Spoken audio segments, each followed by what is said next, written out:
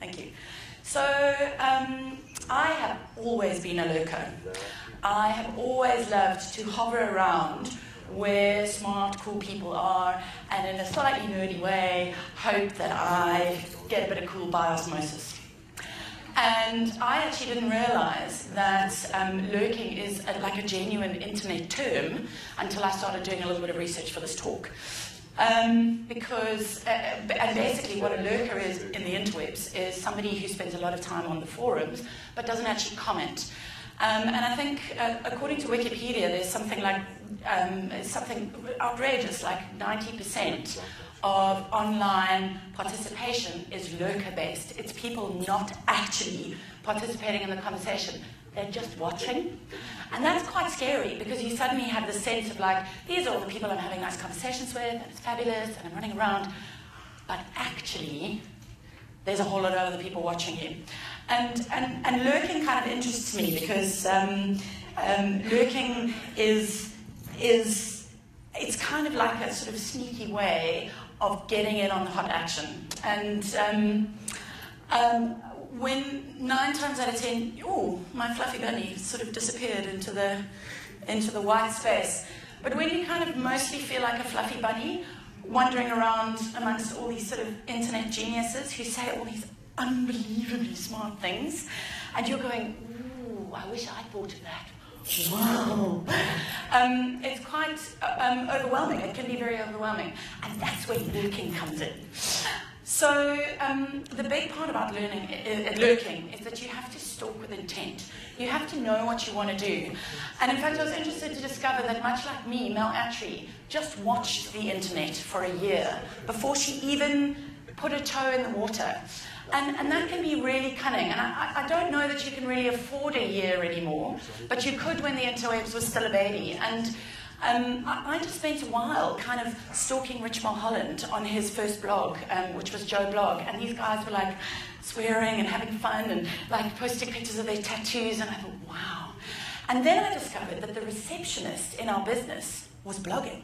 And I was like, you know, if she can do it, I can do it. Like, clearly, I'm like the one with the vaguely important job. I mean, really? So I started blogging anonymously, and that was really great because I could write really bad erotica, and I could express about how cut my job was, and I could emote all over the place. But I realized that I was actually lurking without a lot of intent because I was just sort of like being messy and expressing all over the place, but it actually wasn't doing anything for me IRL in real life. So I realized I had to start thinking about how I was going to, kind of build use this sort of social media thing to kind of build a bit of a reputation. So I started sort of being myself a bit, but I still was watching a lot. And I think if you really start to kind of follow where your interests lie, you can really start to go down this wormhole of amazingness that is the internet. And hang on a sec. Yes. The thing about stalking with intent is that the most amazing minds are out there, just a mouse click away, and you can really kind of dive into smart thinking and people who are having like serious thoughts, and you can learn from those people. And that's where this slide comes in, is by exposing yourself to as much as possible, you actually do start to learn stuff by osmosis. And Clay Shirky and Chris Anderson talk about this a lot. Clay Shirky is like just this really smart guy, and he talks about cognitive surplus. And cognitive surplus is the stuff you do with your brain when you're not working, sleeping, eating, arguing with your mother. Possibly that's just my life. But it's the stuff that you do when you're not. Now, most people spend that time watching TV or arsing around on the internet. And the vast majority of people do that. And Clay Shirky asks, what if we were doing something constructive? What if we were actually volunteering that cognitive surplus to the universe? And, he talks about the same amount of hours that the American population spends watching advertising on one weekend across America is the same amount of time that it took to build Wikipedia. And that's the power of cognitive surplus. Chris Anderson, who's the editor of Wired magazine, and also has written some great books like The Long Tail, he talks about accelerated innovation. And there's this amazing story he tells about kids who did a performance at an event, and everyone thought it was the best thing about the event. And most of those kids were internet taught in terms of their dance style. They had basically spent hours and hours and hours watching the most incredible dance videos on YouTube, and they'd learned how to do this dance style via, just watching people. And then they'd gotten better at it, and they'd gotten so better at it that when they actually did something public, everyone went, shit, they're better than the professionals. And that's what the internet can do. It can expose you to the most incredible information. And what happens is you slowly start to push your own thinking up, and you slowly start to kind of build this bank of knowledge by following the things that you're really interested in. And I think, and I'm going instantly blank on the name. Thank you. What you're sort of talking about, and in fact what a couple of people have talked about today about getting through the clutter. Don't waste too much time looking at fluffy cats and saying smart things. It's fun, but it's not the stuff that's going to grow and stretch you. This whole early adopting, I thought I was so rock and roll, because in 1997 I had a Creative Labs MP3. And nobody knew what an MP3 player was, and I had one, and it was called the Digital Jukebox. And it looked like a Walkman, because that's what everybody did with mobile music. It was like super keen. And I would run around going, I'm in my cool gadget. And I'd spent a huge amount of money on this cool gadget. And then the iPad came out, and I was left with this really clunky thing. And so, basically, what lurking enables you to do is watch all the early adopters make all the fuck-ups, and then you can arrive having assimilated all these fabulous lessons and look really good. So, I'm over this kind of early adopter stuff.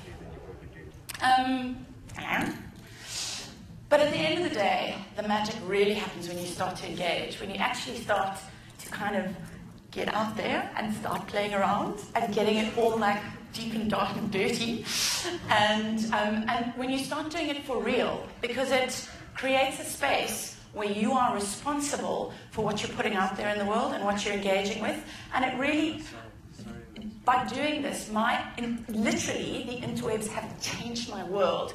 I got a writing gig that allowed me to stay in a castle in Neisner because I used to lurk around smart lifestyle writers who really interested me. I have had opportunities to go to amazing sessions with really bright minds because I've connected with them on the internet. I don't know these people, but because we've had a connection of minds, and because I stalked them for ages and then started saying really smart things about the stuff they were interested in, I got a connection with them and I got involved with them. I'm a huge bookworm and always have been, and primarily because I couldn't read until I was about 9, and my mother said, right, if you read, I'll never stop you. Anything you want to read, you can read. And I went, ooh, that's so cool. And I was reading totally inappropriate stuff by about 9. Really, just not very clever. But what that did do is it just developed this kind of huge fan of reading. And the point of that story is that I now stalk authors on Twitter. And I said on Twitter the other day, Nick Harkaway, Gone Away World, amazing book. And Nick Harkaway replied. And he said, thanks. And I went all like fangirl and fluffy. And I could see he's British. And he immediately went, okay, you're a little overkeen. Stay right there. We'll have a little chat. Anyway, he was really sweet. And so I stalked him a bit, and I realized that he was a really cool guy. And we started to chat a little bit, and I was stuck in an airport, and I said, bored, Harkaway, where's your next book, you bastard? And he said, give me 5 words. And in the next 2 hours, while I was sitting stuck in Athens airport, Nick Harkaway, this unbelievable author, live blogged the start of a book for me. And I swear to God, those kind of experiences you weren't possible without the interwebs. And that just comes from kind of following your passion, following your bliss, being really interested in stuff, and all of a sudden you just get this amazing feedback back. And that's the end of my talk.